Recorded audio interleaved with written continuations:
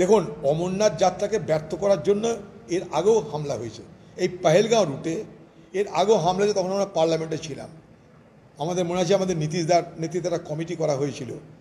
কারণ অমরনাথ যাত্রাটাকে চীন এবং পাকিস্তান বোঝাতে চাই যে অমরনাথ যাত্রা এটা ভারতবর্ষের একটা পবিত্র যাত্রা, সেই যাত্রায় ভারত সরকার ব্যর্থ। অথচ জানেন, এই অমরনাথ যাত্রায় যারা নিয়ে যায়, সেই সমস্ত যাত্রীদের যারা নিয়ে যায় তারা সব মুসলমান। আরও বলি, অমরনাথ যাত্রায় যারা অমরনাথে পৌঁছায়, যে শিবলিঙ্গটাকে তারা দর্শন করে, সেই শিবলিঙ্গটার মালিকও মুসলমান।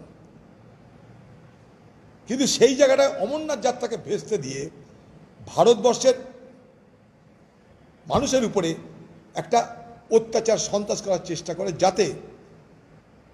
যাতে ভারতবর্ষ শক্তিশালী না হয়, দুর্বল হয়।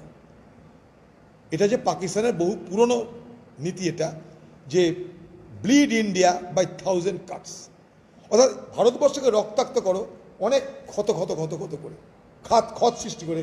কারণ ওরা জানে পাকিস্তান সামনাসামনি যুদ্ধে ভারতকে পারবো না, আমনে সামনে যুদ্ধ হলে মেরে পাকিস্তানকে কেড়ে নেবে ভারত, আমাদের বিএসএফই কেড়ে নেবে।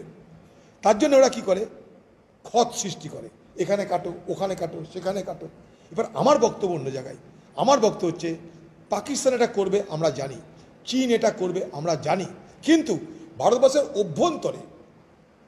অভ্যন্তরে যত মানুষ আছে, আমরা সব ধর্মের মানুষের মধ্যে আমরা যদি ঐক্য, সম্প্রীতি, ভ্রাতৃত্ব তৈরি করে রেখে দিতে পারি, এটাকে রক্ষা করতে পারি, তাহলে কিন্তু তাদের এই লক্ষ্য পূরণ হবে না।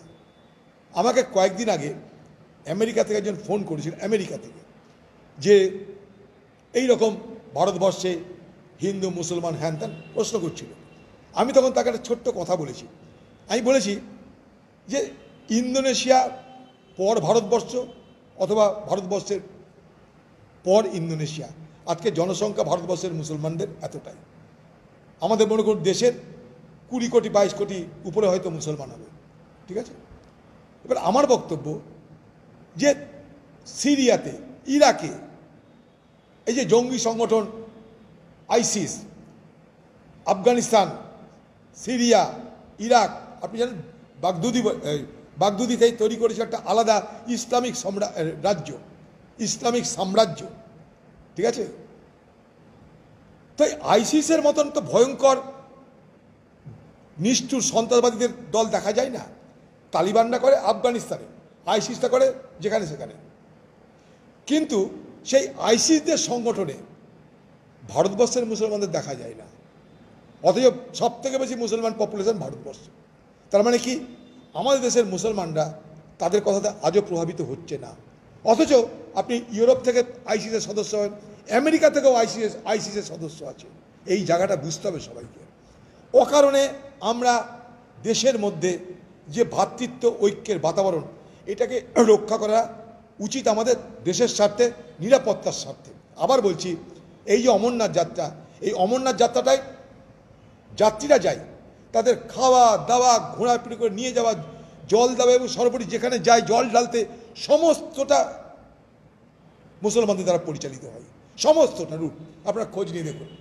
এবং তারা সেখানে পর্যটকদের, তীর্থযাত্রীদের এতটাই সম্মান করে, কল্পনা করতে পারবেন না। আমি বলছি আপনাকে, আমি দেখেছি পহেলগাঁও থেকে শুরু করে, চন্দনবাড়ি থেকে শুরু করে হেঁটে যাত্রা শুরু হয়, সব ঘোড়া এদের, দেখভাল এরা, খাবার দাবার এদের। এবং শুধু তাই নয়, বিপদে আপদে তাদেরকে রক্ষা করার জন্য এগিয়ে আসে। তো স্থানীয় যারা কাশ্মীরি, তারা একটা অন্যরকম। আমরা যদি সবাইকে মনে করি কাশ্মীরের লোক সন্ত্রাসবাদী, এটা কিন্তু একটা বিরাট ভুল হবে বলে আমি মনে করছি, বিরাট ভুল হবে। এই বোকামি যেন আমরা না করি। মামলা রয়েছে।